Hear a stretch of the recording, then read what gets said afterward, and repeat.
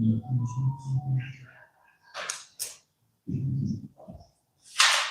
you have to clean my dad's teeth? I'm nervous now. See, I'm so scared. I'm like, it's just like, it's okay. And then we were cracking up because I told him, yeah, another strong lip. Like he kept, and I told him, don't fight me, just relax. He's like, I'm not gonna get over this. We had fun. Just you have to go get a more remote on one day. Maggie's son's going through the same day. She has to get like 7, you know. But I don't know. Oh, $5,000. I told him, How about you? I know you like to try it. Chill. He's like, I know. What about your dad? Is he the same way? Scared.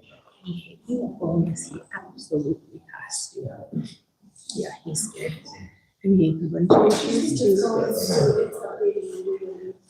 You think we'll be ready to go? I think so. Okay. I'll let you know.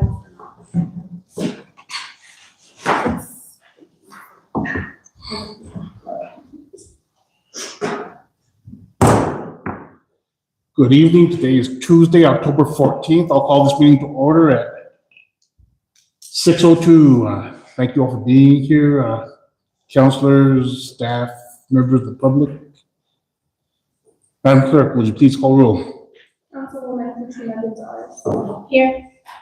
Councilman Brent Camino. Here. Councilwoman Luis Gallegos. Here. Councilman Jason Gonzalez. Here. Next. Next item is Pledge of Allegiance.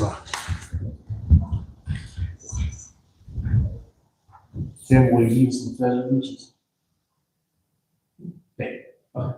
I pledge allegiance to the flag of the United States of America and to the republic for which it stands, one nation, under God, indivisible, with liberty and justice for all.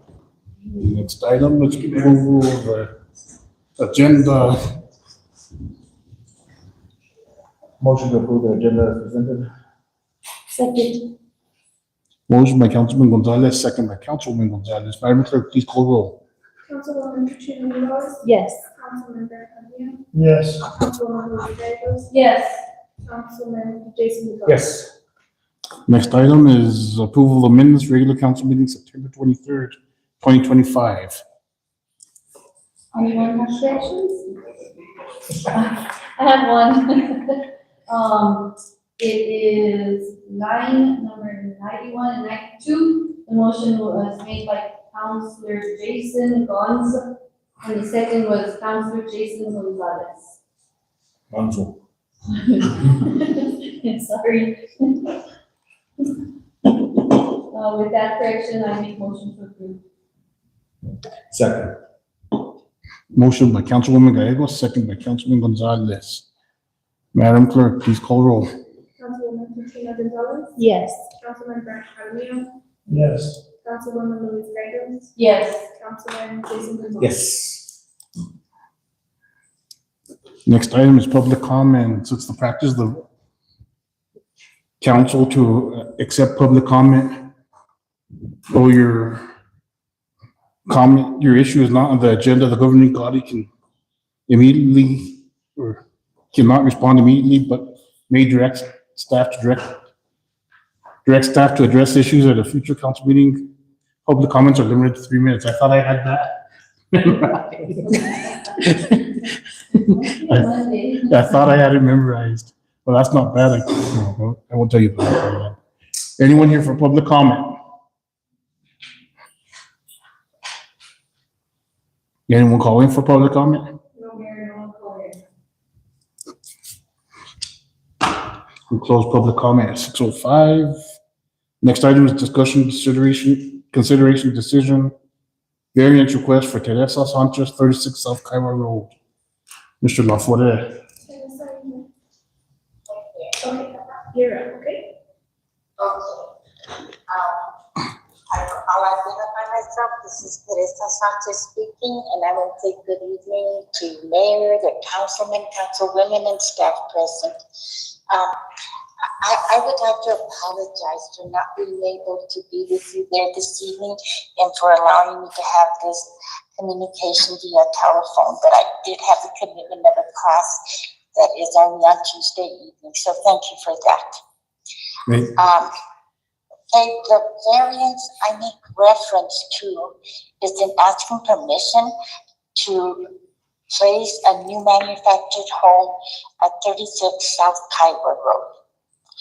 I do have an existing home there at this time at the same address, but this home is being removed and the new one will be coming in.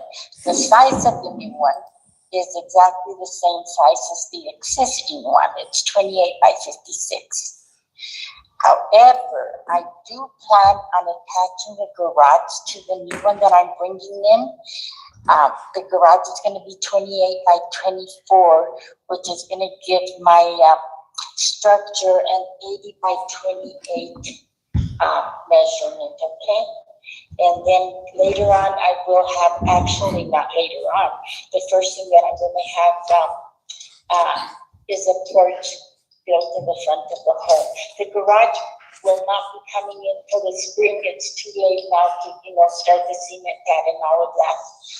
But I appreciate it. Thank you for considering this request, and thank you for all you do for our village. If there are any questions or concerns, I will address them. Thank you, Teresa. I'll just fill in a couple little gaps here. This is Jake. Certainly. Hi, Jake. Great.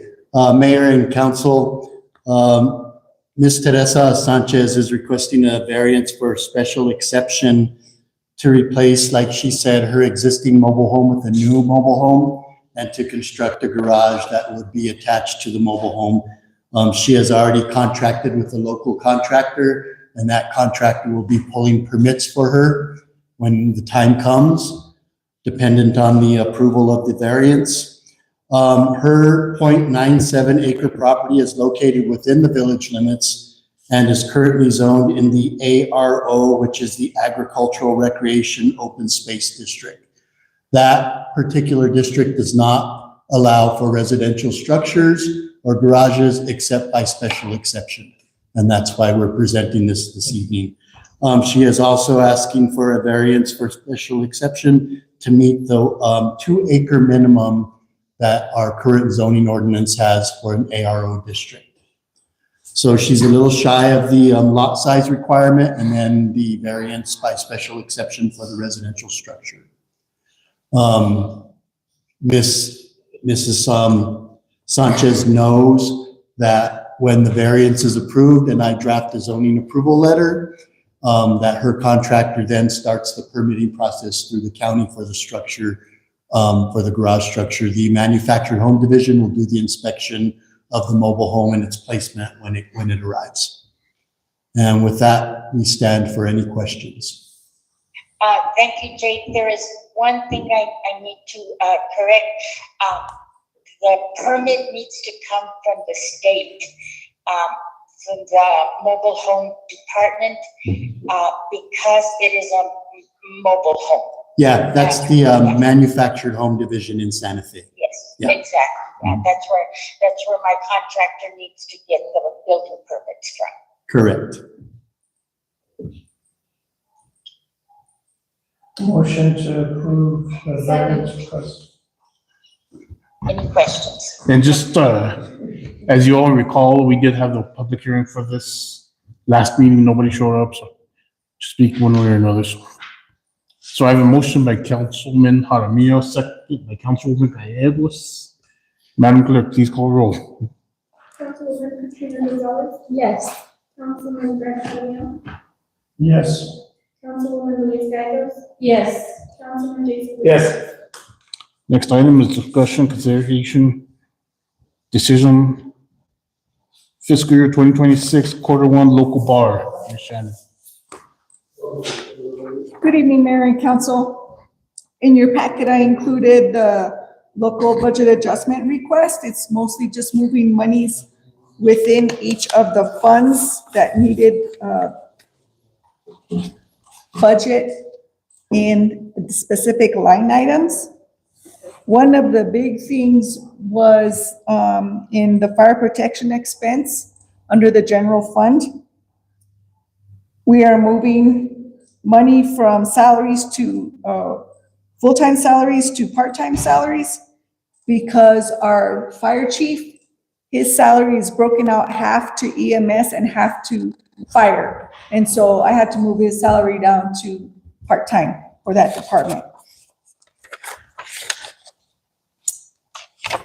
A couple of the other ones, of the bigger ones, was in the fire recruitment year 2 grant. When I did the report to the state, they requested that we not just include the fire salaries, but also the benefits part of that. So I made this adjustment, moving monies to cover the benefits for this quarter. We will probably use that grant up by the next quarter. So you had one line item and you broke it up into two I moved one from the salaries into the benefits. benefits. And that is also on the law enforcement grant. We did the same thing. We moved money from travel employees to supplies, uniforms and linen for $5,000. Our police staff are gonna get new vests. Oh, The bulletproof vests, and those are pretty expensive. I don't know if the $5,000 will cover it, but we'll see. They were looking for quotes. All the other ones are pretty much just moving between the funds, within fund, just to cover the line items. This is something that happened in this last year with the state. It doesn't matter just the total, that you have enough money for the total fund. They want it broken out within each line item. So I stand for any questions.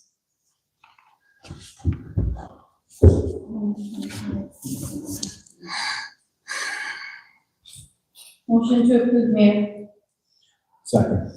Motion by Councilwoman Gallegos, second by Councilman Gonzalez. Madam Clerk, please call roll. Councilwoman Christina Gonzalez, Yes. Councilman Garcia, Yes. Councilwoman Luis Gagos, Yes. Councilman Jason Gonzalez. Yes. Next item is discussion, consideration, decision, resolution 2025-37, fiscal year 2026, quarter 1 state bar. Mayor and council, I had quite a few adjustments on this quarter. One of them is the GRT compensating tax. I had only budgeted $5,200 based on the average of the last 3 years. However, in this quarter alone, it was over $7,000. So I went ahead and added enough on there to make it about $10,000. We had rental fees that are going up by $1,500 on this because we did have one organization pay for the entire year for their rent for the youth center.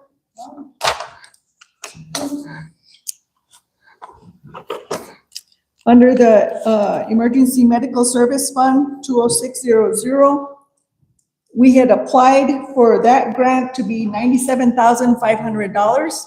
However, it came in less than that by $4,436. So we made adjustments to contract other services and the capital purchase of equipment and machinery. I did discuss this with Chief Bobbitt to see where he wanted those line items adjusted, and that is what he asked me to do. We went into Fund 21800. We increased that budget. We already received $43,140 in grant money from the Lore Foundation in that fund. So I increased that fund, and I also increased the expenses on that fund. Under other special revenue, Fund 29900, we had a payment from Chevron for the attorneys in the amount of $22,475.84. So I made an adjustment for that. I also put in the revenue and expenses for the capital projects and the road projects. So those are large amounts there.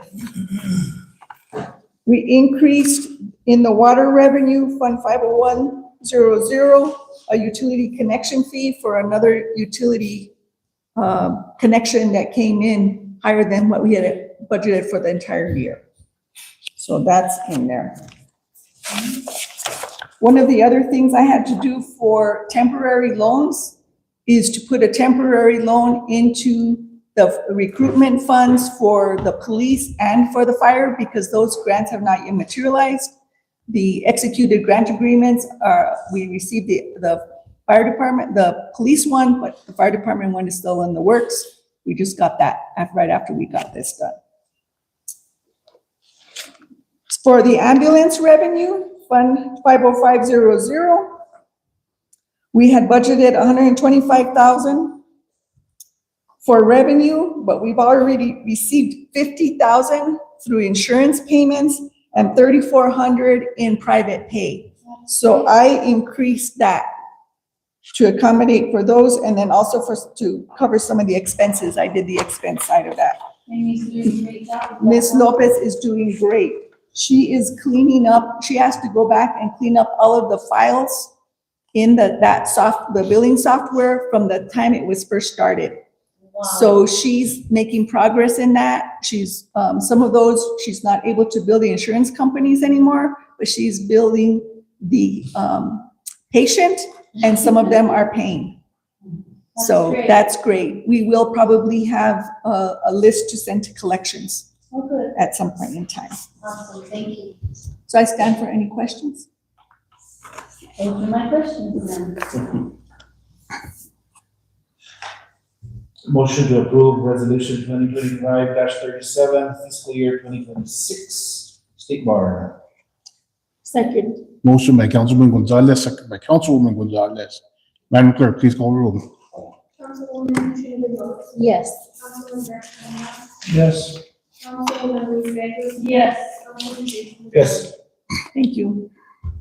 Next item is discussion, consideration, decision resolution 2025-38, request for extension L500574 Covesta Road. Thank you, Mayor and Council. This evening, we're presenting for your consideration for approval resolution to request an extension from the NMDOT for a LGRF co-op grant that is for Covesta Road. As you know, we are fortunate that we have now fully funded project for Covesta, but that is not scheduled to start until spring of next year. So this particular grant, L500-574, is scheduled to expire December of this year. So we've sent a justification letter to NMDOT to ask them for a one-year extension so that we could use this money in conjunction with all the other grants and money that we've received to complete that project in full. So we're asking for your approval on this resolution so we can send this into NMDOT and finalize our extension request. And I stand for any questions. Motion to approve request for extension L500-574, Covesta Road. Second. Motion by Councilman Gonzalez, second by Councilwoman Gallegos. Madam Clerk, please call the roll. Councilwoman Katrina Gonzalez. Yes. Councilman Bernardo. Yes. Councilwoman Luis Gagos. Yes. Councilman Jason. Yes. Thank you. Next, we have presentations. First off, we have Gina Pearson from the BLM. She came and met with me about a month ago and to talk about Dark Skies Communities, and I asked her to come give a presentation to the council, so tonight's the night.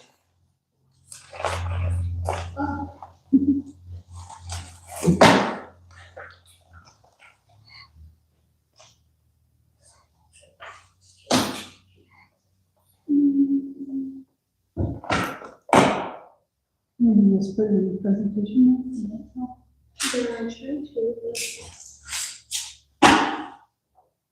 In the bottom, right?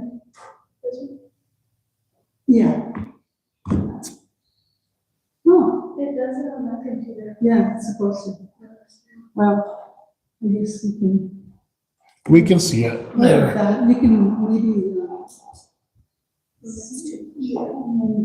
that little down arrow.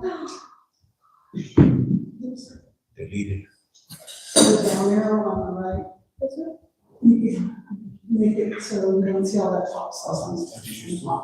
Yeah. Oh, There you go. that's okay, third one is this.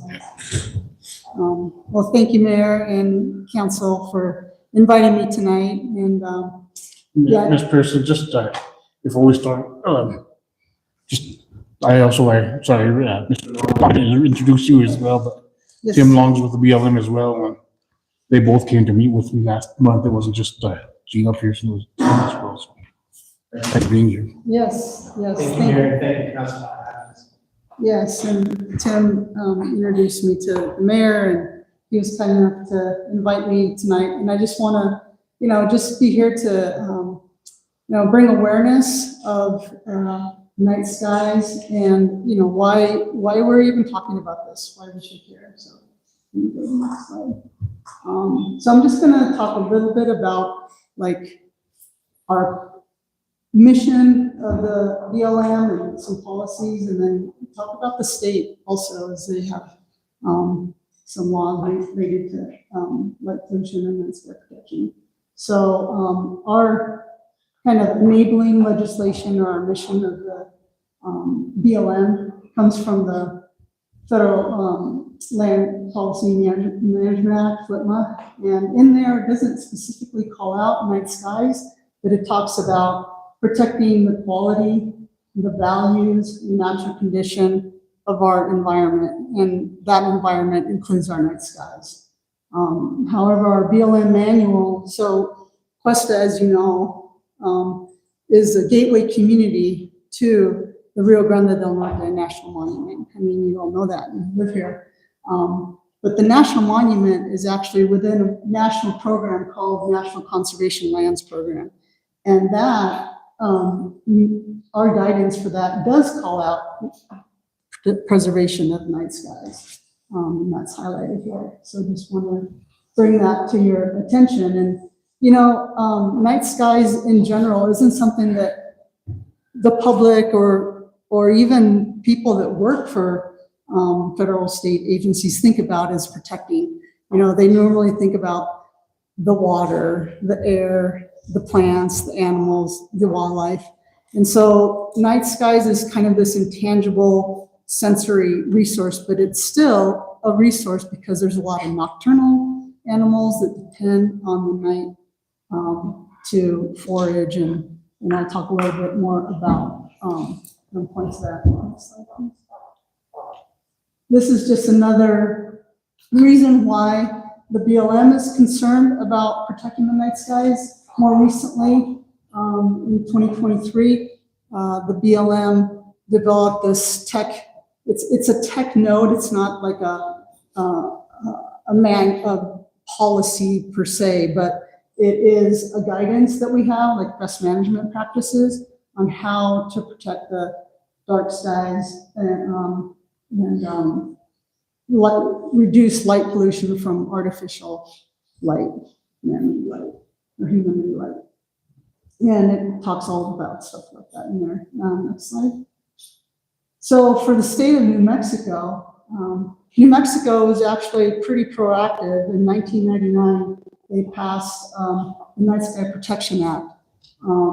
And you can read here that it was intended to regulate outdoor night lighting to preserve and enhance the state's dark sky while promoting safety, conserving energy, and preserving the environment for astronomy. So this was the first one in the United States to be passed of its kind. And it shows that New Mexico made it a priority to pass this law, made it a priority for the health of its people, wildlife, and economy. And then I just want to highlight that the New Mexico Dark Sky International chapter, Dark Sky International is a nonprofit organization worldwide, and many states have their own chapter of DSI or Dark Sky International, and New Mexico just formed one a couple years ago. So they're working with the state legislature to try and update this act, because since 2000, a lot of things have changed. For one, LEDs have come into play. you know, it wasn't until 2008 that LEDs became really popular to use in schools, offices, and so forth. My notes down here, you can see them. But in 2019, LED lights were the main source of lighting. And so that's 20 years after the act was passed. So this is a reason that the New Mexico chapter of Dark Sky International is working with the state to try and update that. And as well as in 2006 and in 2007, the Taos County and the town of Taos, they both passed lighting ordinances, but they're out of date also. So the Dark Sky chapter for New Mexico is working with the county as well to update there. So all of these, you know, from the national level to the state, to the county, to the city, these are all reasons why I'm just, you know, kind of highlighting that it's important for us to, it's been recognized at all those different levels that the protection of the night sky is important. Next slide, please.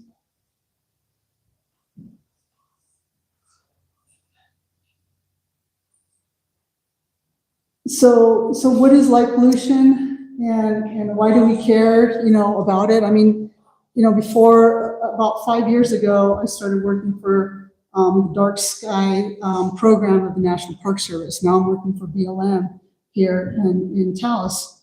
And I didn't really think about it that much until I started working for this program.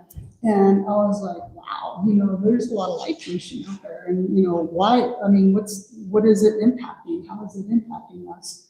So light pollution is really excessive, misdirected, or obtrusive, artificial or human-made light. It's not natural light of the night, like the moon or stars or, you know, comets and things like that. It's artificial and it's human-made light. Next slide, please. And so why should we care is really why do we care about reducing light pollution? Why is it important to reduce light pollution? Here's a list of all the different things, and I'm not going to go into this because I don't have time tonight, but I am giving another presentation next week at the Hive, if anyone is interested. They have a speaker series, and I'll get more into some of this. But just quickly, you know, now that we have LEDs, yes, they are good, and they can save us a lot of money. Just in the U.S., over $45 million can be saved annually. However, some of these high-intensity LEDs emit a large amount of this blue light or bright white light, and that's been shown to decrease humans' visual ability to see clearly, and especially distance, and that can reduce our, you know, it decreases our ability to see and our safety. So it could create hazardous conditions for nighttime driving. That's been studies done about that. Also, other research has shown that light pollution in residential areas has been found to disrupt your sleep patterns. I mean, you know, if you have a light right outside your window of your bedroom, that it's difficult to sleep, and that circadian rhythm is important for us to get a good night's rest. Also, reducing night sky visibility and have adverse effects on nocturnal animals. So that this list here, I could spend a lot of time talking about each one of those, but just to let you know that these are all important reasons. The indigenous cultural connections, that's one I'm really passionate about, and I hope to work with the tribe more, or not just the Taos tribe, but other tribes in the area regarding this. Can you go to the next slide, please? So this next slide really is to show how light pollution has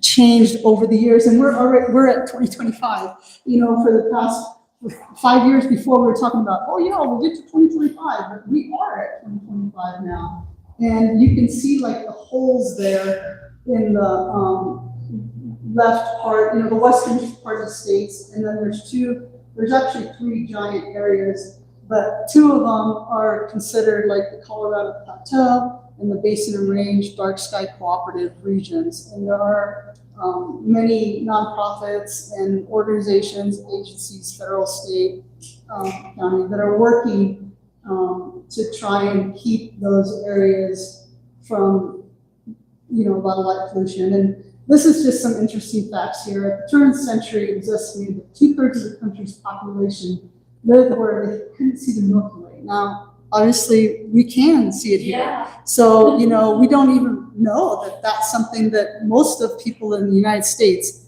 cannot go outside of their yard and look up and see the Milky Way. We're very fortunate here to be able to do that. We want to try and protect that. We want to keep that for us and for our future generations, our families, for visitors, for everyone. And what's kind of alarming, and you can see this, is that between 2011 and 22, this light pollution basically doubled every 8 years. So the exception to this, light pollution is these areas where there's been certified dark sky parks, certified dark sky communities. There's 5 different categories. You can go to the next slide.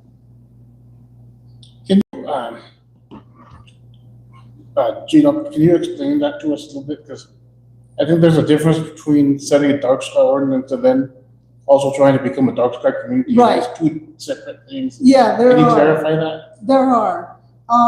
So Dark Sky International does have on their website a template that communities can use if they are wanting to try to develop a dark sky ordinance.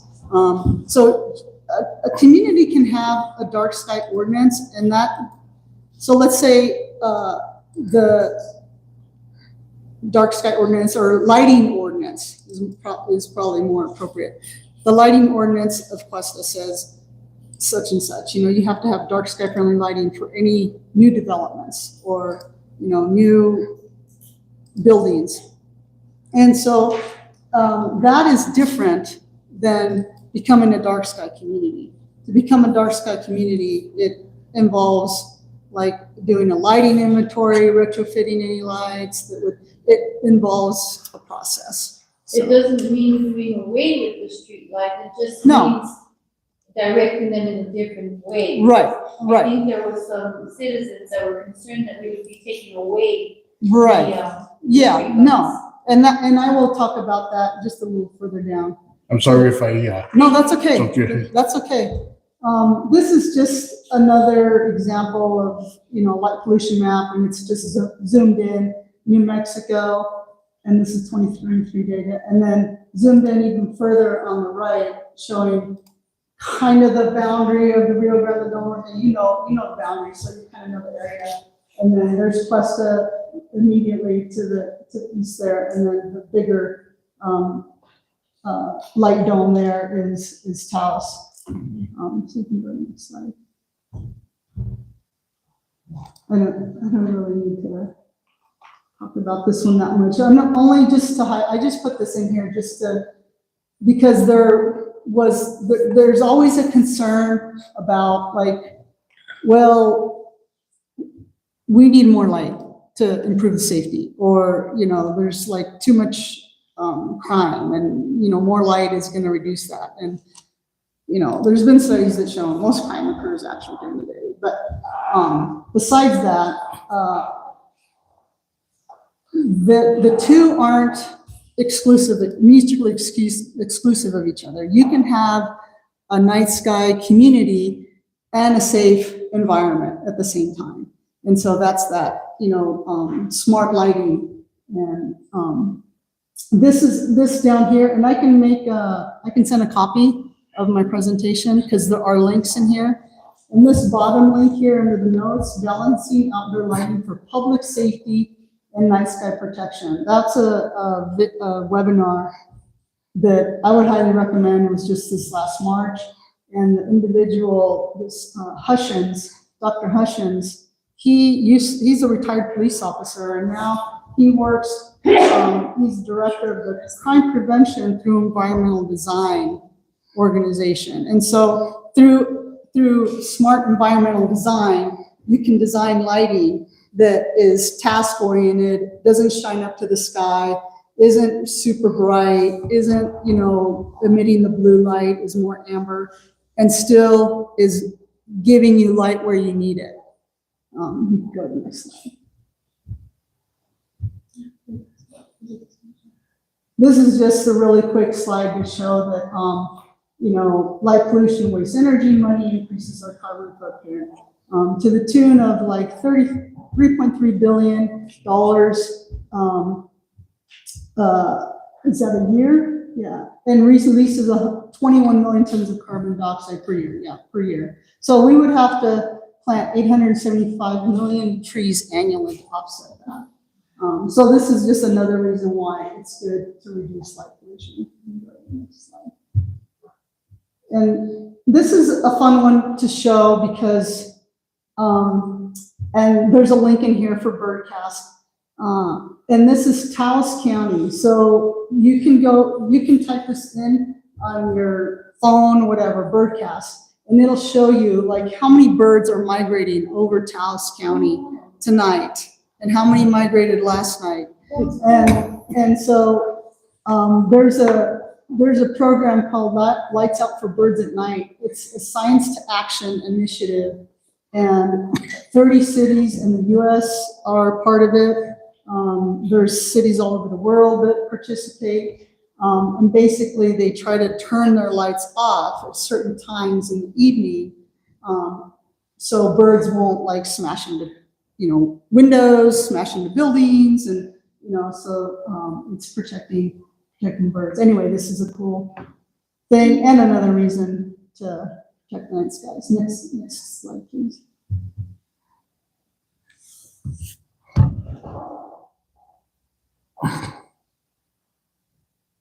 So I've kind of given you lots of reasons why it's good to protect the night sky, and at the same time, we're not talking about getting rid of lights. We're talking about incorporating dark sky friendly lighting designs into our community planning efforts. So that's the key right there.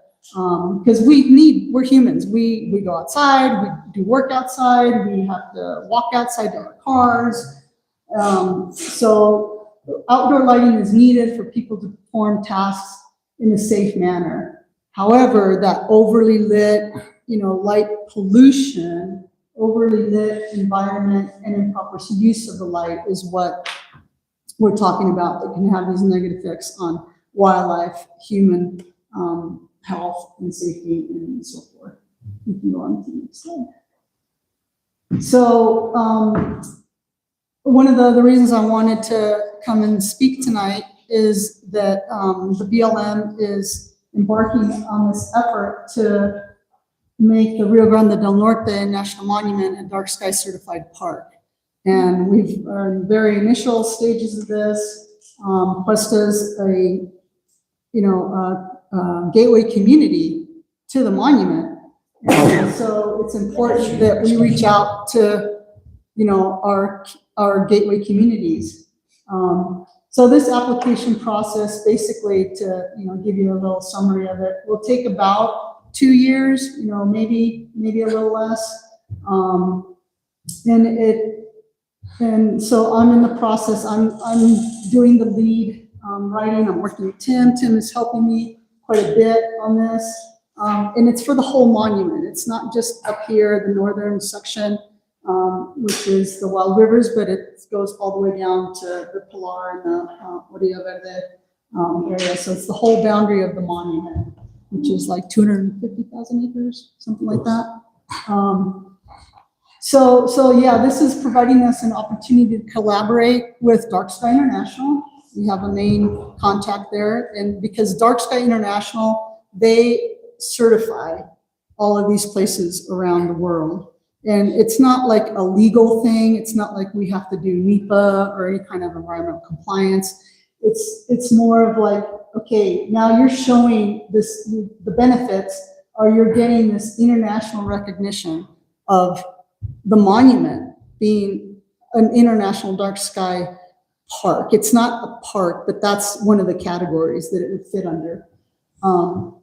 So one of the things that we have to do is we conducted a lighting inventory already. We're beginning to conduct night sky quality readings. So we have these special instruments that we point up to the sky at night when it's, no moon, and we measure how much light actually is out there. So it tells us how dark the sky is.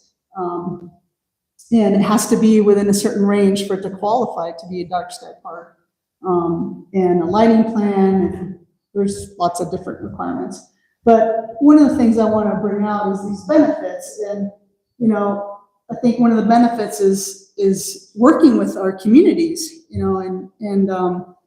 because the light doesn't just stay right there. Yes, if we have proper lighting and it's shielded, it's going to be where, it's supposed to go. But it's still, the light's still there, right? So you're going to have some sky glow. And so we want to try and help all of us become more aware of our use of lighting at night. The other benefit is that we get to use the Dark Sky International logo once we get certified, and that logo we can put on all of our different publications and stuff like that. And one of the biggest advantages, I think, and benefits, like I said, is collaborating with all, the town of Taos, the county, Pueblo, of course, the village of Questa, and I've been collaborating with UNM Taos. They are, I don't know if you are familiar with their effort for building Cielo Centro. It's I have some brochures on it, and I can leave them over here afterwards. But it's going to be, if they get all the funding, they're still looking for funding, it would be the largest telescope for public viewing in New Mexico, maybe in the western states, maybe in all of the US.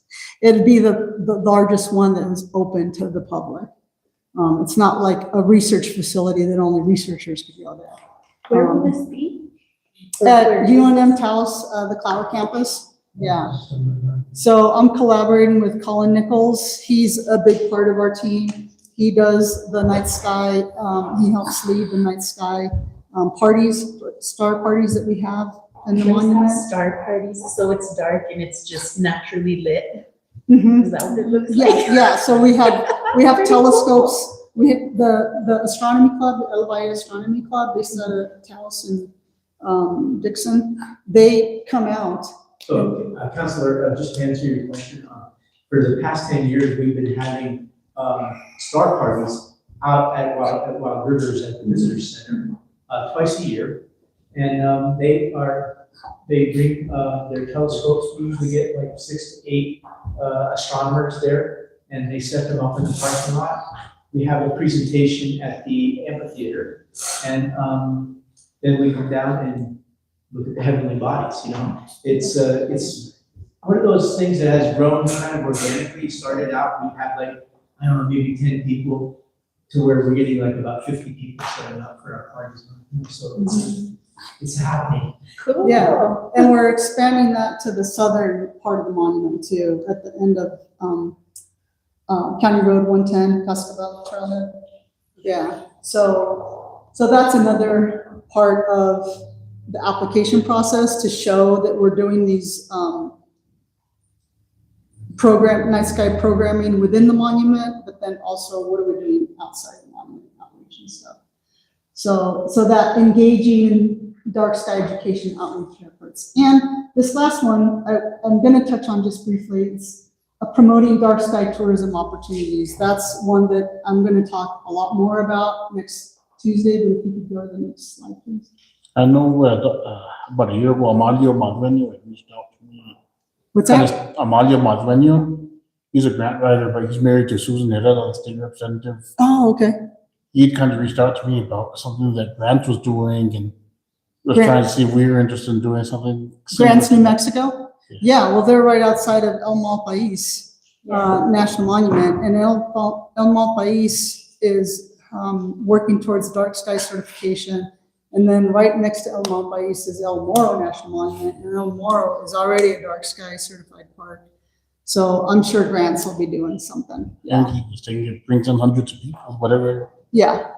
So this is just one slide, and I just want to, the economic value of the night sky resource is something that I cannot emphasize enough. Astrotourism has grown wildly popular throughout the world. It's this sustainable economic development opportunity that, people from Costa Rica to Australia to New Zealand to, all parts of the US are kind of capitalizing on. And actually, I'm going to be speaking to tribes through the American Indian Tourism Organization next month about this very topic.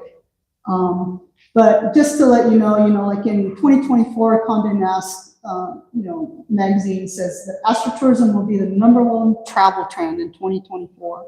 So it's not just like, oh, let's go to Questa and Rio Grande del Norte National Monument and see the night skies. No, it's like we're gonna go on this tour of like all of northern New Mexico and see all the dark sky places.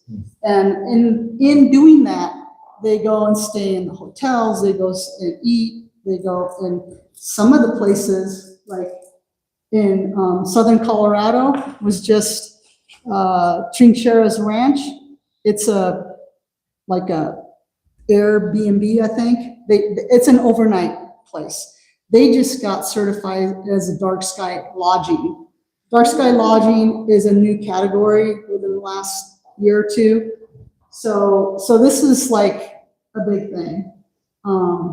Dark Sky International released guiding principles for responsible astrotourism. It's gotten so popular that DSI itself released this guideline for responsible astrotourism visitation, how to do it responsibly.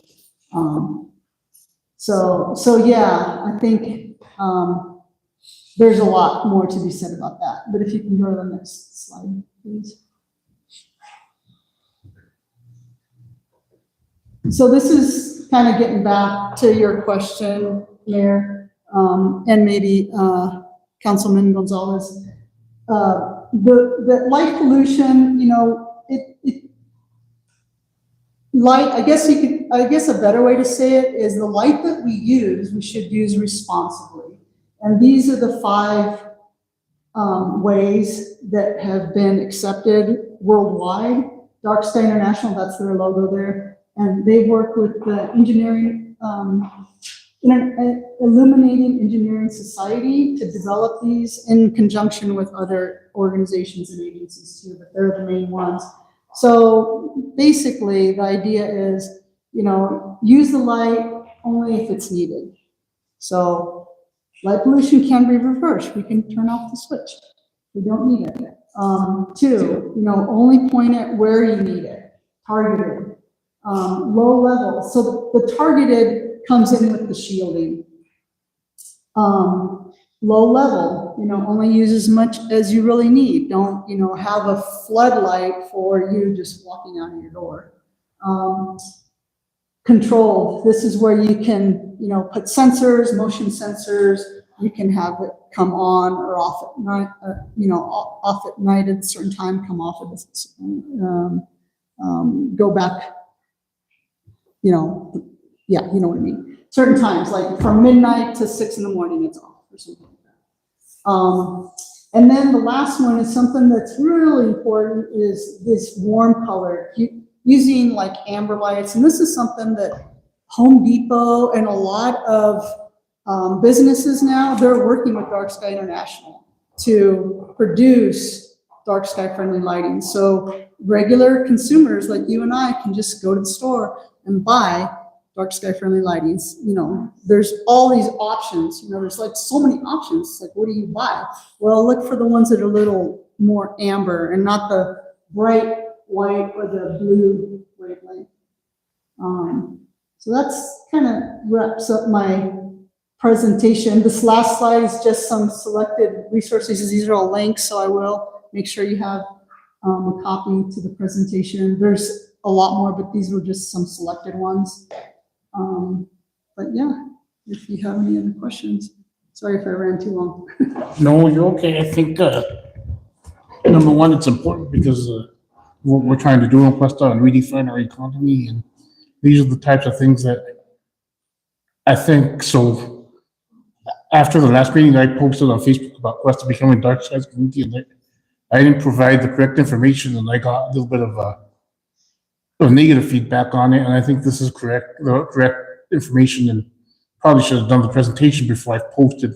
No, I think that was great. I think that was so proactive of you. I thought that was great for you to see, like, what does the community think about this? I thought that was awesome. And I think there's just misconceptions out there, and I think Exactly. there's a opportunity to, like I said, what we're doing to revamp Questa from a mining community to a post-mining community, and these are the kind of little things that we can do for economic development to try and do bigger night watch parties and stuff like that will draw people. I know Amalia told me that grants thing drew a bunch of people, and he says if you do that in Questa, you'll be getting people, you'll have watch parties and stuff like that. Well, that's the other benefit to us, to the monument becoming dark sky certified, which I'm determined to see through. I have experience doing this with other places, but once we become dark sky certified, you can put in for grants and say, look, we're the gateway community to this, dark sky certified park.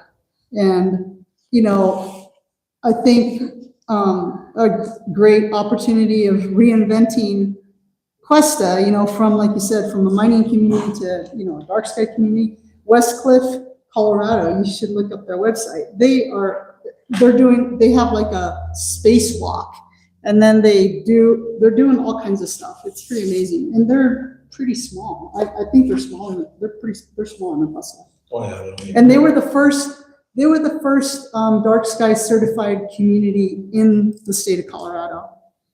And the first dark sky community in the world was Flagstaff, Arizona in 2001. So it's not about like, oh, we have too many lights. It's how they're installed, how they're used, and all of that, those 5 principles. Because it does fit in with our comprehensive plan as far as it being a community, got that one word that you used earlier. And that's another thing is communities are starting to, like Tucson, Dark Sky International is based out of Tucson, Arizona. Tucson just finished their comprehensive plan, and they have dark sky in there. They have a whole chapter on it and stuff. And so having it in your comprehensive plan is huge because that sets the stage, just like for the next, 10, 20 years. And so, that helps guide the future. So. Mayor, and Gina, just a quick comment, that we are recognizing that the Rio Grande del Norte National Monument, which is, having Questa as a great community, is actually like a 24-hour resource. And we all know that it's a good party resource in the wee hours of the morning, but it's also a great way to use the monument for 24 hours, of watching the skies. So there's that aspect of it. And when Gina mentioned about Westcliff having like a space element that's connected to it, not a whole lot of people know this, but we have a real strong connection with NASA at the monument here. It's been going back to the Apollo days in the 70s. Every 4 years, NASA brings their class of astronauts to Wild Rivers. Really? They are there for a week, and they camp there. So they are, they're getting to know each other, and then they're also doing geologic exploration exercises while they're there. It doesn't get real publicized because astronauts are government assets, Right. But one of the parts of the contract when they come every 4 years with BLM is that they always bring a veteran astronaut with them. It's the mentor for that class, okay? And the veteran astronaut is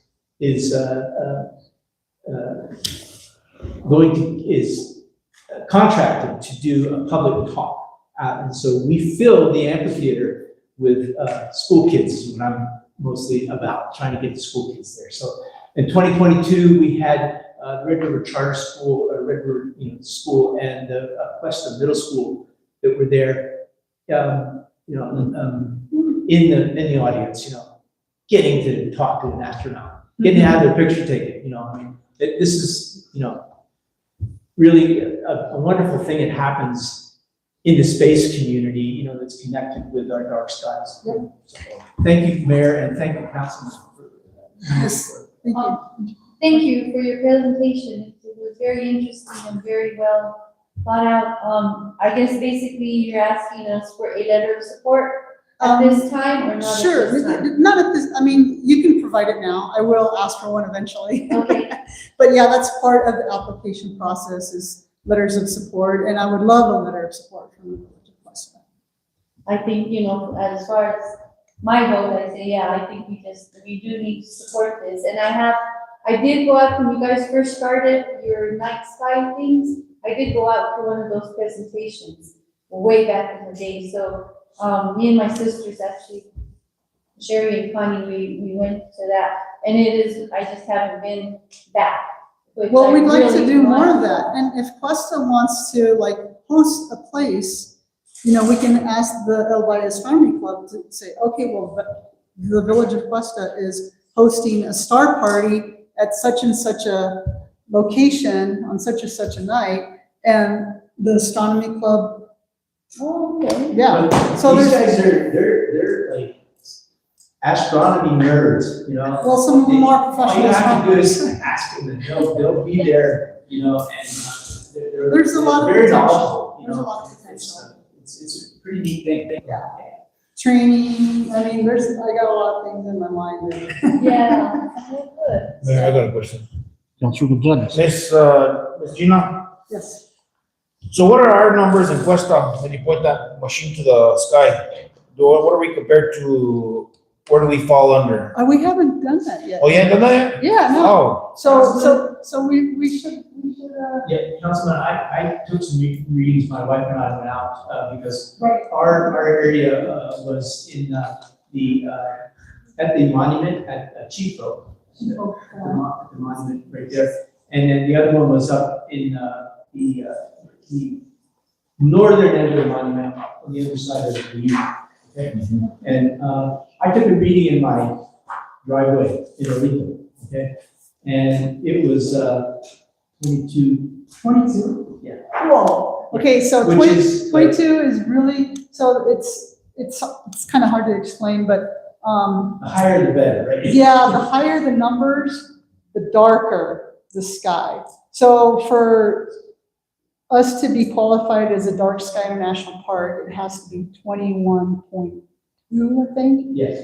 And so anything above 21.2, so we have eight sites, and these are long-term monitoring sites throughout the monument. And like he's talking about 2 that he did. And then the one by his house, that's really dark. Yeah, that's way above 21.2. And every 0.1 that you go up, it's like, what is that? Like quadrupling. I mean, Yes. it's exponentially darker. It's exponentially darker. So I would think, it depends on where you take the reading in Questa. But I would think, like, if we took it like right on the boundary, like where the boundary, or even like one of these, the road that goes to, Red River. no, the road that accesses. The Sarah, she said the Sarah, 38. I mean, But there is another road that accesses what, the G or something? There's a road that goes up. Oh, yeah, at the Yeah. Questa. Yeah, Fist of the Questa. I bet if we drove out there a little ways and took a read, that would be a good one to just, That's it Councilman. doesn't have to be part of, Next time I do a reading, I will do that. yeah, we can, there's nothing saying we can't do other readings It's just, these are the ones that we're gonna submit an application. But you bring up a really good point, because in the application, I can have a discussion and say, well, this is how the Questa is. And, yeah, So, Ms. Pearson, when we get certified as a dark skies community, how will light pollution be regulated? Who's responsible for that? that's where those ordinances come in. That's where those lighting ordinances come in. Another ordinance? we Yeah. have to- Yeah. So yeah, they have to be, How does that work in other communities? I can give you a whole presentation about that, but yeah, if you go on the Dark Sky International website, and, I can give you, Even if there's links in the presentation that you sent to us, I think that would be a lot of. yeah, information, I mean, yeah, I can give you a link. Lighting policy templates. So I'm a member of DSI, and so this is their little quarterly magazine they put out. But this is lighting policy templates. On their website, they have templates for, how to go about that. Yeah, and how to work with the community. So, but you know what, if you want to meet sometime, I'm happy to meet with you and figure it out. We want to be invited to the Star Parties. Okay, yes. Seeing the posters at the post office. Councilwoman, we'll make sure we have a poster here. Yeah, we have a mailing list, so we'll make sure that the town is on the mailing list when we have those star parties. We had one scheduled for October 11th, but it was like all cloudy, so we had to cancel. And I think we're gonna reschedule for the 25th of October, but it's gonna be down at the end of CR 110, at Cuscabel Trailhead. So, Well, I'm glad to hear, you guys calling Questa one of the gateways to the monument. That's well, it is. really positive news. I will definitely call it that in the application. I think it's for how to inquire into how the new hydrogen plant is going to affect that's how that's going to be lit. I assume that's going to be Exactly. what kind of lighting that's Right. And So not just that, but any future business. exactly. The best time to address lighting is in the design phase, Mhm. before anything's built, Exactly. instead of having to retrofit. Retrofit's always more expensive, but it doesn't happen. Well, any other questions for Ms. Pearson? Thank you for your presentation. Like, do you work with, is Dark Sky International trying to get to the point where every household needs to upgrade their lights to something that's more? I Is mean, my light bulb on my front porch, like, adding to our pollution? Will he be well, it regulated? depends. But it's an individual Hold on, choice. what's your address? It's not. It's What's not your like- address? We're gonna send the light pollution I will police. be the regulator. It's more of Lights out. like an ethic thing, but, if it becomes part of a county or a city's ordinance, then that's different, but I guess my question is, what's the priority? Businesses and their light pollution or everyday or households? I think it's everything, but obviously like stadium lights, okay, so this is just an example, I don't know if any of you are tennis fans, but the US Open just happened recently in New York, and all the stadium lighting for all the tennis courts are dark sky friendly. That just happened. And so that was a big partnership with Musco Lighting. Musco Lighting produces these type of lights like for football fields and baseball fields and tennis and soccer stadiums. And it's not like they couldn't see, they could still see. It just wasn't, blasting out all over the Just sky. shines down instead of out. Yeah. So You know, so I don't think there's a priority of like, I think it's more of an awareness and, kind of like the leave no trace ethic. That's one of the ways I like to explain it. It's like, you know, you have to want to do the right thing, right? For yourself, for the environment, for the birds, for your health. And so I think that's kind of how I look at it. But instead of it being a law, you know, because if someone wants to break a law, they're going to break it. They're gonna break it, yeah. And like I said, you know, crime, you can look at the statistics, it happens during the day. So it's this perceived notion that we're safer at night if we have light, but it's that glare that you can't see. We can't see the bad at Well, that. that, I think the more light gives the criminals more opportunity to see what they're getting into is what. Yeah, because- one way to look at it. Right, because the person that's the potential victim can't see, but they can. Yeah, anyway, thank Well, you thank very you. much. Thank you. Thank you for your Thank time. you. Thank you, Mr. Long. Next item is, project update from Mr. Belfort and Ms. Vihil.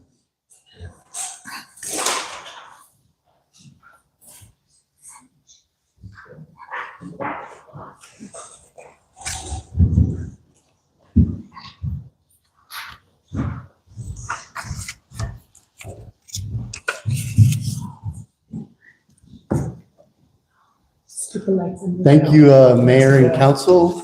We're going to provide a brief overview of some of the projects and then scan for any questions if you should have any. Bruce. Just to keep you updated and informed on the sewer plant expansion, the PER has already been completed and it's under review by the USDA. And we're just waiting for their engineers to sign off on it so we could move forward into the plan and design stage. They did have some timelines set and they wanted plan and design done by the end of December by NV5. And at this point, it looks like that probably won't happen. And it's because of the government shutdown. They're currently on furlough.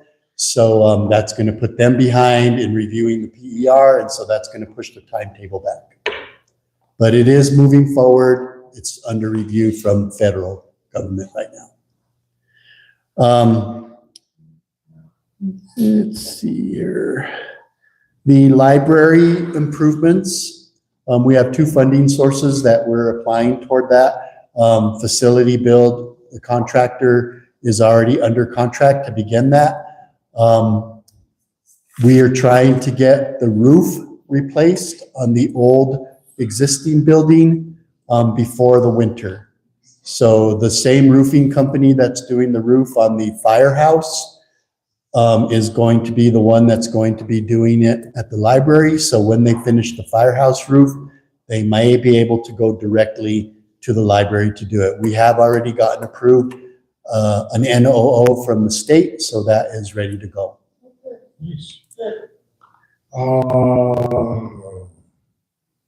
Trying to say something about the roofing company that's doing the work, being that I work for them.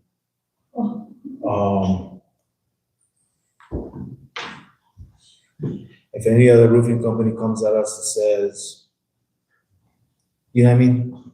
This is a subcontractor that's already hired through facility build. We didn't hire them. Okay. Yeah.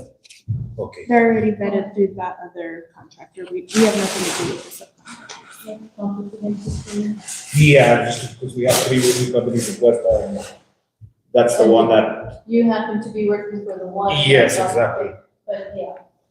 We did reach out to facility build one day and ask them like if a local person wanted to be a subcontractor.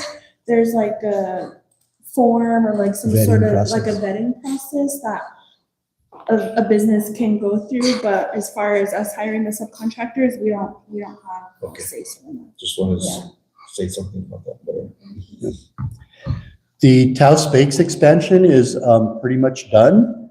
We are in contact with a company that is going to change out the old fire panel so that it can communicate with the new fire panel. And Valerie has been on top of that company to see when they were going to come out and do that. And we're just waiting on a response from them. And then once they do that, then we're ready to do the closeout on that project and have a ribbon cutting ceremony and stuff like that. So, and just to follow up on that, just so you all know that when Taos Bakes, when they signed their most recent contract lease on that building, we stated in there and they signed to it that their rate was gonna increase once they get the extra 4,000 square feet of the building, so just, you all might be hearing about that a little bit. I know Taos Bakes doesn't have that many people in there, and there's only 3 people. I don't know what how much they're actually moving out of there, so, but their rent is gonna increase because up to market rate. Just to give you a brief update on the firehouse renovation, a lot of work has already been done so far.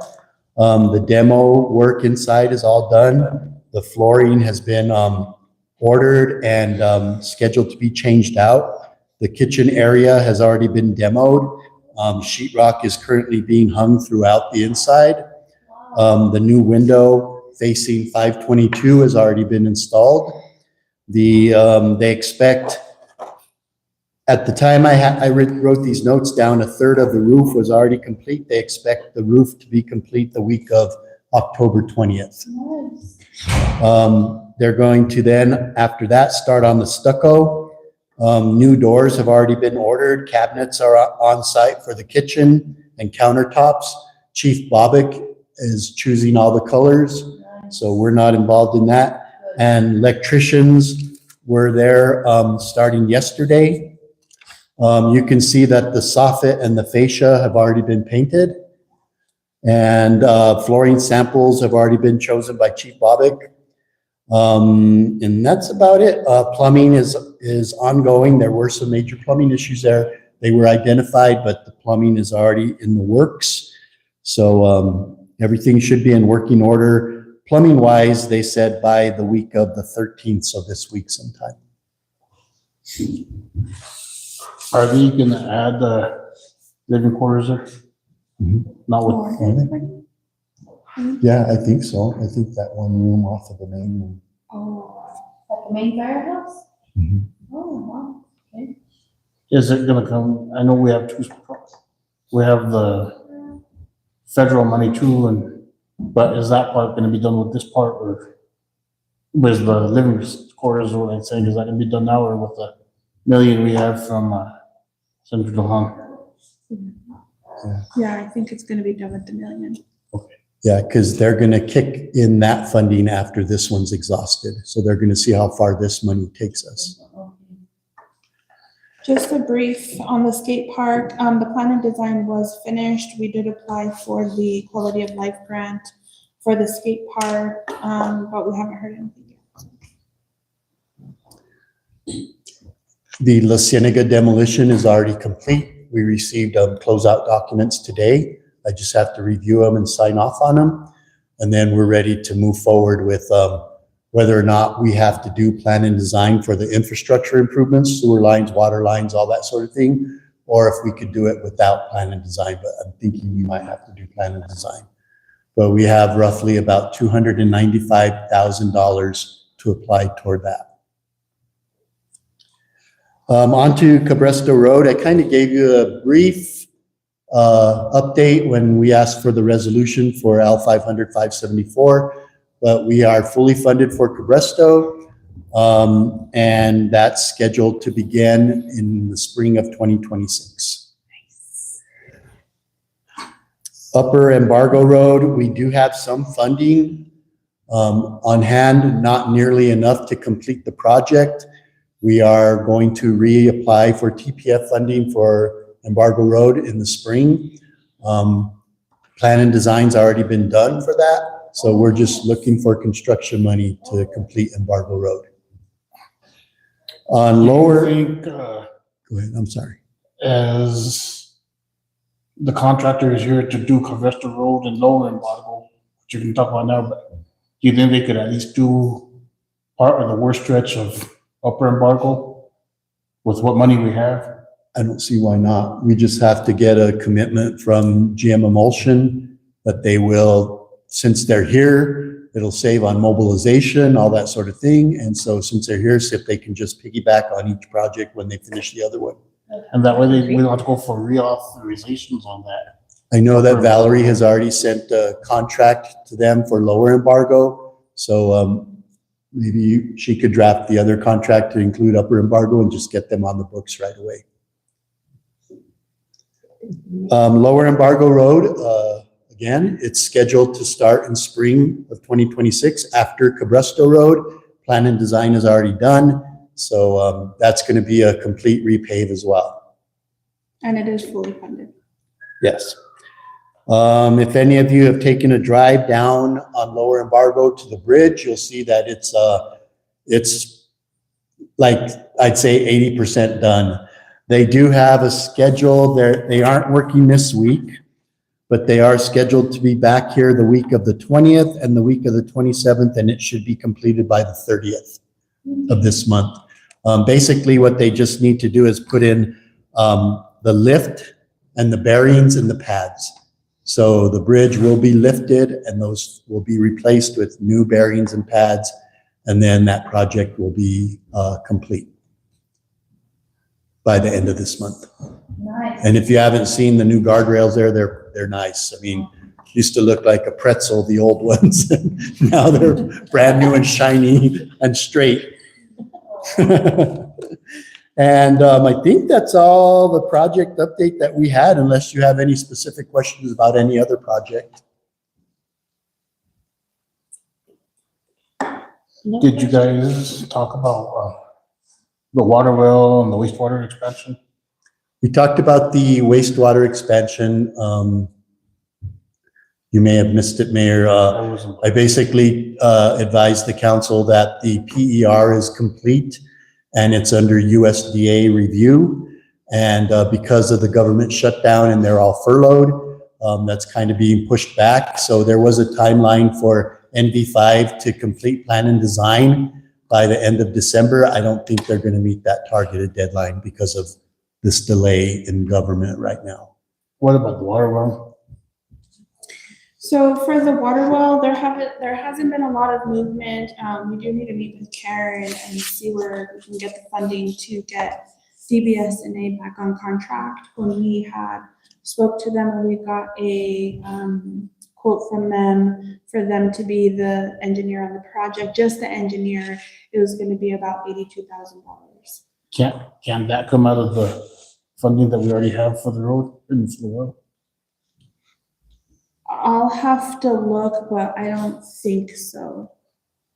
I thought that the funding that we had for the well was barely going to cover the construction of Yeah, it. we didn't have any like residual money left over. So we have been in contact with them, so we'll just follow up and we can give you another update at the next council meeting or give you guys an email or something. Any other questions? No questions. Thank you. Thank you. Thank you. Next item is matters for the administrator.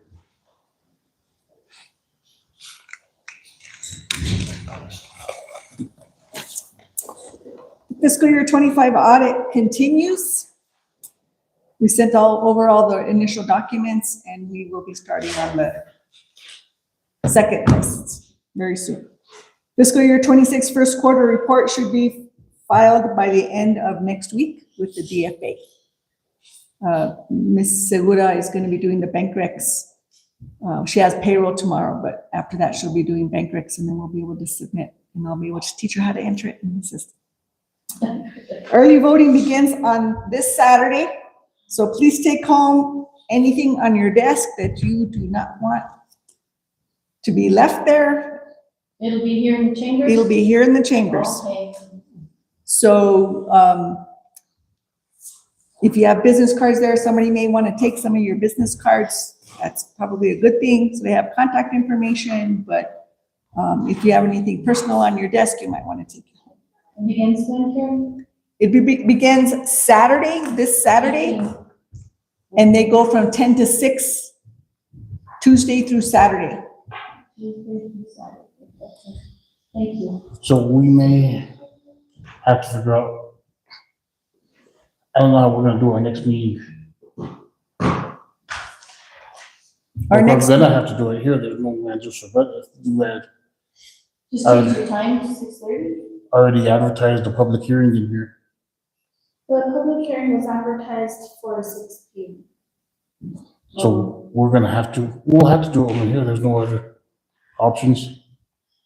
Right. We can recall have a as search a party. meeting. Go out in the parking lot. I mean, they should be ready to close by 6 o'clock, so that. They maybe close we at Start at 5 after. Yeah, they close at, the polls at 6 and then they have to do their, whatever they have to do to clean up. I can talk to Flavio. Let's see. you've already advertised the public hearing, right? Yes. Yeah, yeah, it shouldn't take them 5-10 minutes to clean up and we can start our meeting a little late. I don't see an issue. Otherwise, we could have just canceled it, but we have these public hearings. The suggestion was brought up about having a virtual meeting instead of in person. We can't do that though, because the public hearing got advertised as a Yeah, in-person meeting at this building. 10 or 15 minutes, nothing worse. Just let Claudia know that they need to clean up ASAP. Or they're gonna have to close early voting there early that day. What was that? Maybe they can just finish a little bit early that day. They can't, but we can have them clean up quick. Yeah. All I ask is that, maybe somebody from the poll stay here while we have our meeting, so they don't say that we tampered with the machines or anything. Or that we mess with the machines, being that it is an election. I wouldn't want anybody getting, accused of, like, if they come in and something's broken or something, anybody getting accused of machines getting tampered with or papers moved or anything. Right, So, if we do go through with this and we're not gonna amend the ads in the paper, I just ask that maybe somebody from the poll stay here just to watch and make sure that things are running, nothing's touched, so nobody can say anything. yeah, fair enough. We may have to pay for that person to stay. Because it's our deal, not the counties. Yeah. Or the states. Dominic Torres has property north of the water tanks. He wants to hook up to our water system, however, he is outside the village limits. I sent him the ordinance that shows he'll have to make a formal request to the council for approval. Mr. John Royale says if he does get hooked up, he would most likely have very low pressure due to the distance and the elevation of his property from the distribution line. I explained to him, he wanted us to hook him up directly from the storage tanks, and we do not do that. I told him we cannot hook that up. He'd have to be hooked up from the distribution line. So we've had a few conversations, and I did send him the ordinance. So he wanted something in writing. So I sent him the ordinance and I highlighted the different pages that he should look at. One of the things also in that ordinance was that we don't do any digs from October 1st to April 1st. Unless we have really good weather, then we can make a change with that. But the tap had to be paid prior to October 1st in order for that to happen, and we go first come, first serve. Yeah. So we've had a few people asking for water taps. It's already past October 1st. They haven't paid for it. They want it right now.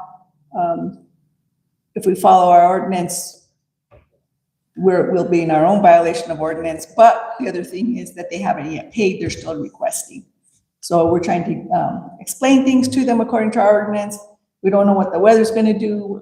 I don't want our guys out there in the cold, in rain and snow, doing digs. They did a lot of digging this summer, and they did really well to bring down the list. So if the weather holds out and we have good weather, that's a different issue, but we have to consider our guys too. They also have other work orders that haven't been done because they've been working on the digs to get them finished. And they also have to insulate the water meters. Right. I think, So they've got work to do. Karen, I think though, I understand that whole thing, but I really think we need to maybe amend the ordinance because there's winters like last winter that was light that we could have probably done. I'm not saying through the winter when it's snowing, when it's cold, but we could have probably dug to the end of October. And maybe even this year, just, You could just say, if weather permits, we can go longer and not cut it off on the first. But I think the ordinance doesn't allow us to go longer. It does. Oh, it does? It does. It's at the village's, discretion if we go longer. I also think if we need to start, you know, I understand, but I also understand if I'm buying a house and my house is coming in October, I shouldn't have to wait until April 1st for water and sewer. Yeah, my house shouldn't have to sit there vacant because I'm making payments on it and now I can't even connect and now I'm making payments living somewhere else. And I think there's gotta be a cutoff. I understand that, but I think also we need to figure out how, if we have to hire a contractor to get these people connected, 6 months is a long time. 6 months is a long time I think we have to figure out something to work with our constituents a little bit better on doing that. Maybe if they don't understand that they have to come in before October 1st, but I also don't think somebody should wait a year for water or 6 months for water. So I'm not saying we're doing it. Our guys do a great job and they have done a lot of digging, but we just gotta figure out how we can serve our constituents a little bit better. Well, if there's a way, I understand too, nobody should be moving in the winter either. Nobody's usually moving, it's usually summer. But I do have a lot of people that have said, I've been waiting for a water tap for a year now, or I've been on the list for a year now, and I tend to have a problem with that, if they're waiting that long. We're updating the digs list and we'll be reviewing it. So we will see if anybody has been waiting more than a year. Because I think at one time they were waiting on cans or on, We have ordered Something. enough, so. so we have those in stock. We saw that was happening last year. And so we ordered enough through the winter so that we could get them for the spring. Oh, okay, good. And some of them aren't like people that are putting houses, but they expect that they're gonna get their water and we just need to serve them. Or when they come in for an application, maybe somewhere on the application you can state that there will not be any digs during this time period or something to that effect so that they're aware of it when they come and apply. I'll see if it's on there. Thank you. Even if they're starting the process, let's just say because if they know what the property is, they can put the tap in. And then the home is still coming after, it's just the plumber to get it to our line. Okay. The joint retreat with QEDF is on Friday, October 17th. I'll be leaving at 6:30 in the morning. If anybody wants to go with me in the village automobile. I need to get there early to help Lynn set up. Mrs. Vihil sent out a menu for Saturday's portion of our retreat. Please respond to her about your meal selection. What do we do? I think we have this on.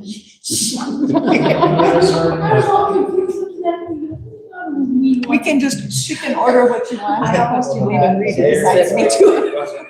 I thought, saying in the. I thought you meant maybe there was three, so that was. We should have all been 4 and 5. Oh. I maybe 3. Okay. So I received a call from Diana Sanchez Gonzalez. She owns property near our 30K water tank and is interested in selling her 3 1/3 acres to the village of Questa. Oh, wow. The tank is what's on the her name? northeast, Diana Sanchez Gonzalez. The tank is on the northeast corner of where her property is. I think it would be a good idea to purchase that property. We do have to replace that tank and our easement is really narrow. We would probably want to put a bigger tank than 30,000 gallons. But the space that we have we're not able to do that. So, I'll have to see what your thoughts are on that, but we also have to find the money to get it, to purchase that. And we also have to look for money to replace that tank sooner than later. And on Saturday evening, when I was leaving here, one of our firefighters, Ty Wilson, was outside in front of the police department and EMS with a shovel and a bucket, and he was cleaning the dirt and mud off of the street because he said it was building up. This is the caliber of the guys that we have working for us, that see something, they see a need, they know our guys are busy doing stuff, and they just take it upon themselves to help out. That is awesome. I thought it was amazing that he was out there doing that, but, you know, we have good staff. So I just wanted you to know about that. I've seen them doing things here and there. They want to do the signs, they want to do plants, they want to do all these things. I said, well, you probably need to talk to us first before you start doing some of this stuff. But I just thought it was really neat that he was out there scraping the dirt, you know, off the curb to clean up in front of the building there. So that's all I have for this evening. I stand for any questions. No questions. Thank you. No questions. Next item is matters from mayor and council.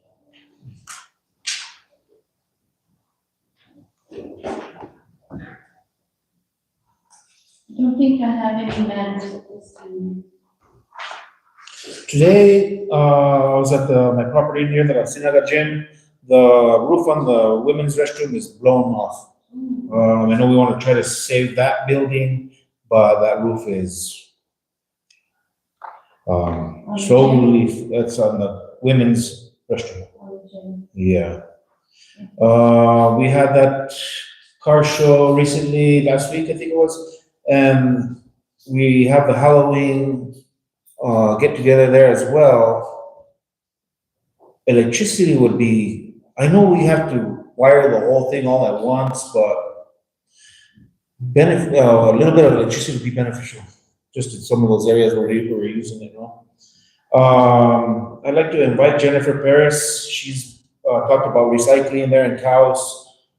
She's given our presentations to a landfill board, and she's highly certified in some things that she does. Some of the numbers that came out of a meeting that we were in, one of those landfill meetings, was the amount of waste that is going into the landfill. So we're looking at 24% to be wood, food waste. We obviously can't recycle that. I mean, thinking more about composting, I guess. 18% is plastics, 5% is glass, and 11% is cardboard. When you add up all those numbers, you come up with a 58% of what's going into the landfill is recyclable. Or, it didn't say newspapers, they just give me a number of cardboard. So we're looking at 58%, and if you're looking at the Town of Taos forum last night, that's one of the big issues that they're talking about. So I'd invite everybody to watch the candidates forum on Thursday. They're probably gonna get the same questions, and whatever issues they're dealing with are the same issues that we're dealing with, but they're more on a grand scale. So it's just some recycling is gonna be a part of our near future. I wonder, Counselor, and now that you said that, I'm kind of curious. Maybe, because I've had that, the concern about the cardboard before, but maybe you can look into kind of what one of those balers would cost for us. And then maybe that's something we could ask for on more grant. And So that's one of the businesses is asking me. It doesn't seem like you can take it to the Questa Center anymore. It doesn't seem like you can take it to the Questa number anymore either. Can Village Questa provide this service? And that came up in a meeting as well. They're selling a bunch of stuff from the Town of Taos, and then I asked the question if they would be willing to sell that cardboard compactor. I never got an answer back, so. But also in 2 years, all that's gonna go to the landfill, to the recycling center, so the compactor now would be there. In the meantime, when we build the building, so all that's gonna go in there. Yeah. If you guys set something up, we could probably talk about setting something up and taking it over to the county for now, and then the county could do the bales. so I wonder, Counselor, because I used to have to do that too for work. I used to load this trailer and I'd have to take the county.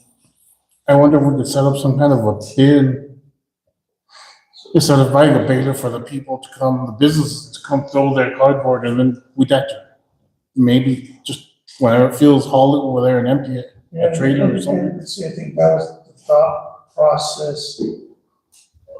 And, maybe like a year ago is like for Questa to buy one of those roll-offs that had here's cardboard, here's glass, here's plastics.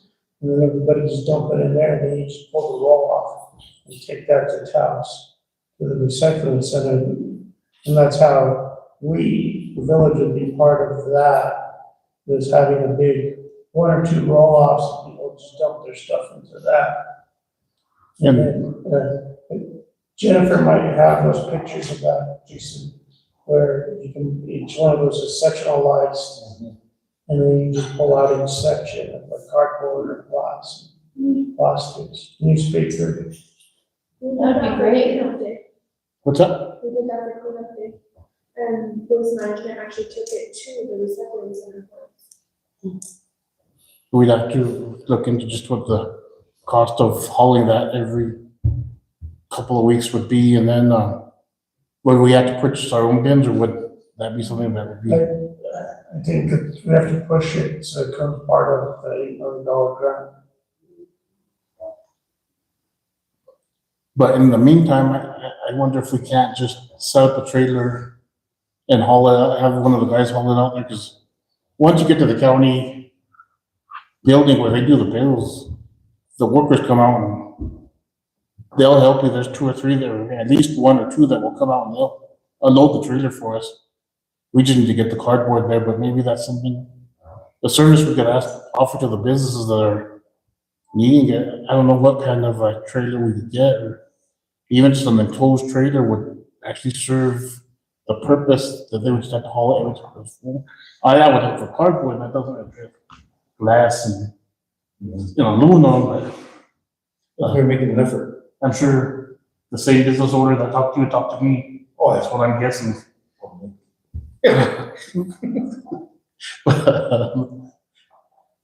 Can we look into that and just see what? It doesn't even take a huge trailer, just the bigger it is, the less times they have to export it else. That one we had was maybe a 12-foot trailer. No, not even a 12-foot, like a 10-foot trailer, enclosed, and we'd only have to haul it off once every couple of months, and it doesn't cost anything. We might even have something, I don't know. I'm sorry, Counselor. That's okay. And lastly, I know I've been debating this to death, and I've come up with an idea how we're gonna tackle Chinese elms. Invite Tyler Zander from the Tulsa Conservation. I believe Jake LaForest met with him on a meeting, which I was invited, but I missed the email. We're gonna give a live demonstration on how to cut down the tree and what to give that tree to eliminate it. Like the way you put that, what to give that tree. I'm gonna work with, I don't know how I'm gonna work with Maria because it's gonna be a conflict of interest there probably, but maybe the village of Questa can accept 1 tree from 1 landowner and we can probably mulch it, I don't know. It's a question that we gotta discuss later on. You know what I'm saying? Because everybody has them in their damn yard. I mean, but everybody has like 20. So just some sort of an idea. And just take a progressive action against these damn things. You know what I mean? Can we do that? We can do that. We can. We take branches on Fridays. It's stopped now, but for, again, usually. Like we have our cleanup days in the spring, maybe let's do a fall cleanup day where we do a chipper day. They do that in other communities. Chipper day, and we put the chipper out somewhere where people can just, we don't want them feeding it, Yeah, because it's dangerous, but we let the guys just feed it and we figure out where we're gonna dump it. Maybe we take it to, I don't know, somewhere where we can dump a lot of chips without having to haul them anywhere. liability for sure. We'll call it Chinese, I don't know, Extermination. extermination day. Jason's war on the you. That's it. Well, you know, like, the honest to God truth is when we're worried about water and we're worried about all that stuff. Also, there's something wrong.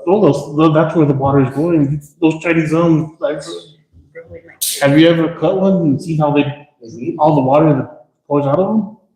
It's amazing. You could probably, there's just gallons and gallons of water that bleed out of it.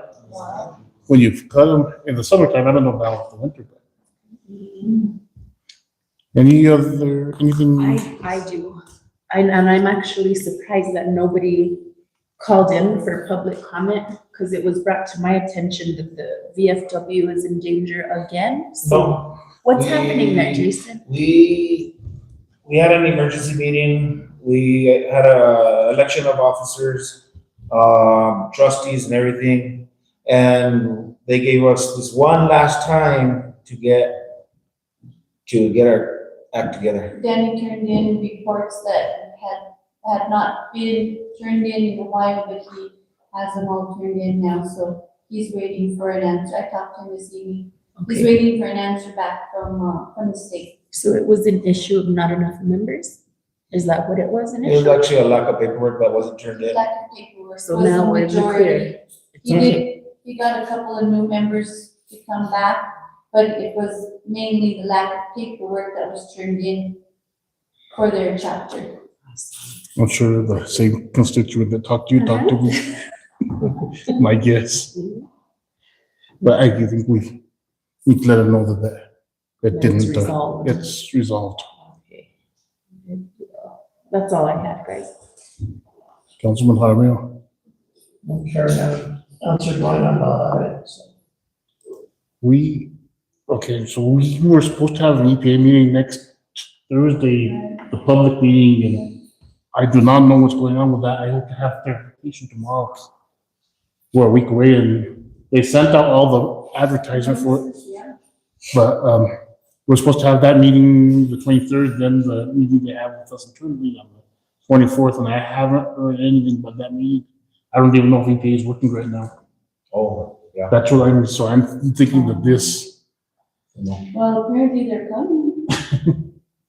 but I think they sent that out before the furlough. Well, all we do is call Janetta Coates and get confirmation from them. Yeah, if she's working. And What day was that? the Thursday, the 23rd.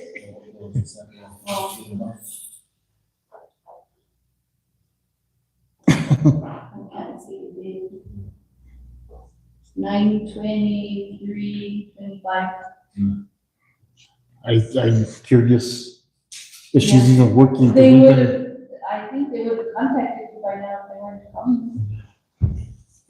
Or, we have to put up posters or something To cancel it. to cancel it. But what has me concerned is they haven't scheduled the next day meeting. The one with here, Yeah. yeah. So that means that, I don't know, they might not even be working. I don't know. We'll find out tomorrow. I've been asking for a couple of weeks with our attorney and also with Chevron. I checked with them just now before again, and neither of them have found anything. Because last week I talked to the guy from that, the one that's stationed up at, Oh, yeah. at the mine. And he was, he said, yeah, this meeting is happening, but he didn't know when our meeting was scheduled with them. Because his boss was on the line at the time that I was talking to him, so. Maybe, it's gonna end up being NMED and Ember and, on the health talking and not so much EPA. Could be. Green hydrogen, I know they're planning, we had a public meeting on the 3rd at the Rails Coffee Shop, and I know they're trying to have one possibly next week on the 22nd in the evening time. But I don't know, I don't know where it will be at. We can't have it here till the election. So, I'll let you all know when I hear about that. So that way, if we do have that, you're probably gonna need to throw some form out, Valerie. Just for help. That's really it. I did meet the new manager of the Chevron mine today. Had a meeting with him for about an hour and a half. It's pretty interesting because they're working on the Gold Hill entrance, so I had to go park at the mill, and they had to pick me up there and escort me, take me over the mountain, which took about 20 minutes each way to meet with them. But it was a pretty good meeting, productive meeting. They were involved in Questa, they want to stay involved. So That's good, good. that's all I have. If you don't have anything else, what's your name there? Kevin, Kevin Behrens, Behrens.